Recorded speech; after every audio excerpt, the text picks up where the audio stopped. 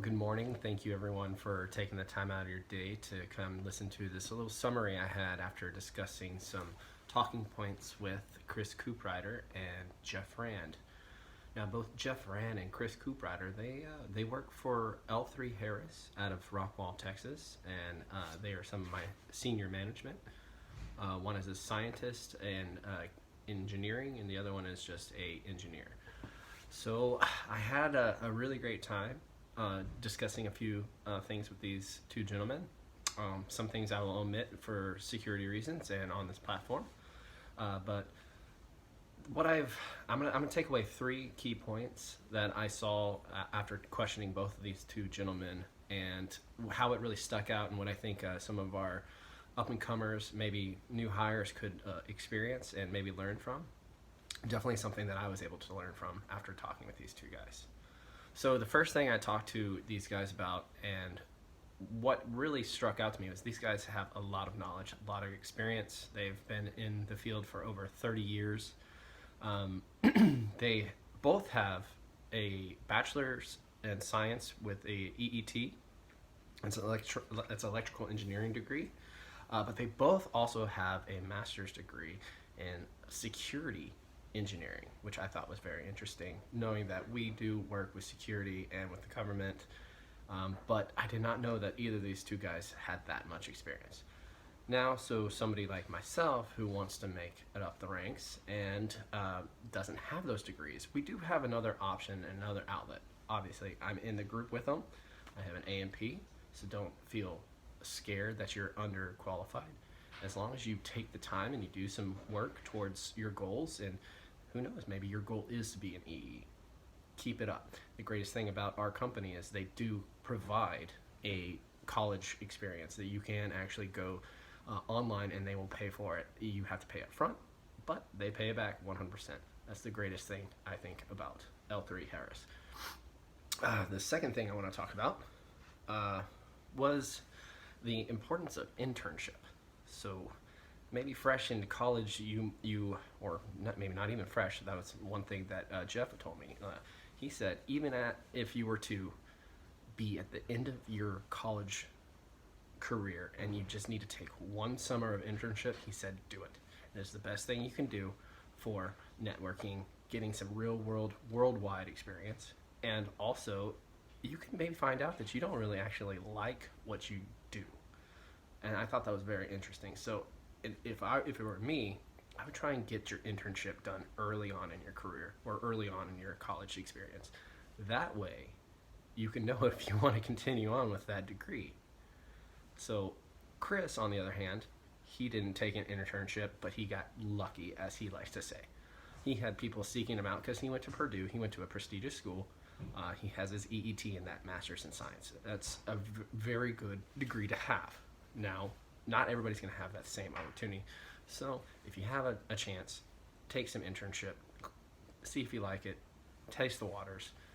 And for me, I knew I fell in love with aviation and aviation maintenance when I joined the military. So there are other routes to get there.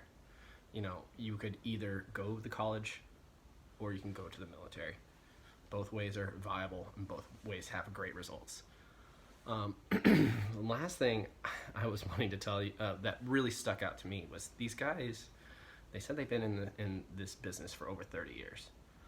Now, they also have told me that they're not the only ones who have been in the business for over 30 years. There's lots of people, they're coming from all different colleges, all different places.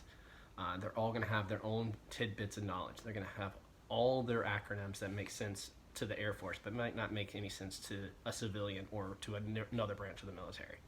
So that's what they said. They said, be ready for a lot of misinformation and being able to decipher it amongst your tools in your group, in your own place. And so that was really important to me because there have been times when I go to meetings and right over my head, I have to rely on my other teammate, and he's going to understand what that is, and then I'm going to ask that person, and then this guy right over here, he might just be spitting out smart words just to sound smart, just to be a part of the conversation. And that's very common from what I understand. So As Jeff said it, he said it's like a fire hose of information coming at you really hard. So if I were to say anything about this last topic with the amount of information coming in at you, is be open-minded, be understandable, listen to the people around you, take notes, learn from what they're saying. If you don't understand something, ask your resource or look it up yourself. Guarantee you're going to be a better person at the end of that day by learning something. So in conclusion of the 2 interviews, I had to follow up with a sincere concern. It was actually a question that I brought to it. You know, I typically had a scripted, I went through the motions, I knew what to ask, but I wanted to ask them something personally since we are in the same team and we are working into a new year. And my question was, how do they feel? Do they feel comfortable with the new year? Do they feel comfortable moving forward? We've had some setbacks. We've had some really great progressions, but I wanted to know, since I'm here and they're here and we all work together, I want to know how they felt going forward. If they feel comfortable, I'm going to feel comfortable. And they both thankfully said emphatically, yes, they are very happy with the elite team that we have created in this group. And that is something that makes me feel very special, knowing that I'm a part of this elite team. It's such a great feeling knowing that people that you respect and admire and strive to be consider you to be part of their elite team, and they're very happy. So if I were to say one more thing to anybody that I gathered from all of this, was really education is the most important thing. To continue your education and to continue learning through your company, through their policies and through their acronyms and whatever it may be, that is the most important thing. That is, for instance, why I'm here right now. I am taking online courses, and we are trying to better ourselves so we can be better for the company as a whole. So again, I really appreciate you guys. Thank you for letting me tell you about this, my executive summary about the 2 interviews I did. It was a really great experience. It was a pleasure. I've had a lot of fun learning this side of the table. And if you have any questions, please feel free to ask. My phone is always available, and I appreciate you guys. Thank you very much.